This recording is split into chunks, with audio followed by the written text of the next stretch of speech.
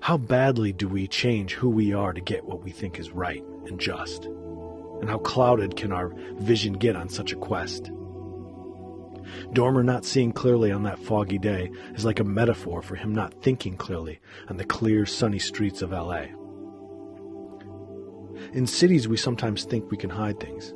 In small towns and in nature, it's maybe not so easy. Or is it? Which leads to the second key scene, escape to Alaska. Near the end of the movie, Dormer is racked with guilt, suffering from intense insomnia from the endlessly sunny summer, and is in his hotel room with the woman who works at the hotel, who has been chatting with him throughout the movie.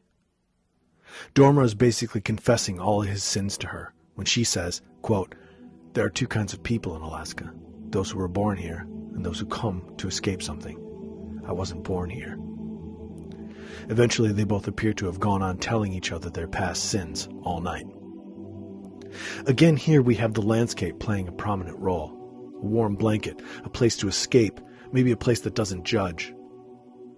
We tend to think of nature as a beautiful garden, but it's also, as Schopenhauer once said, lions or hyenas ripping a gazelle apart on the African safari. So maybe nature is less about judgment and more about survival and enjoying that you have. The final scene example is literally the last scene. Hillary Swank plays a local cop assisting Dormer on the case. She knew Dormer wasn't telling the truth about the shooting in Act 1 and eventually found Dormer's bullet casing at the scene. In this final scene, as Dormer lay dying from the last shootout, she goes to throw the bullet away, saying she believes it was an accident that he killed his partner, but Dormer stops her and says, "Don't lose your way." As the movie fades, we see her put the bullet back in the evidence bag and in her pocket, and she stands there, surrounded by this beautiful, overpowering landscape. Does she turn the evidence in? Does it matter? Is this a movie about cops or murder or police procedures? Or is it about the human mind, how we justify to ourselves what we do, whether it's good, bad, or ugly?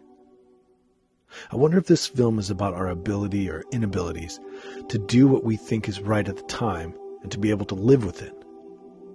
In such a vast landscape of a setting, I also wonder if we perhaps too often forget how we are always simultaneously important and infinitely small and fragile compared to our surroundings, and just how difficult that can be sometimes to come to terms with, to understand.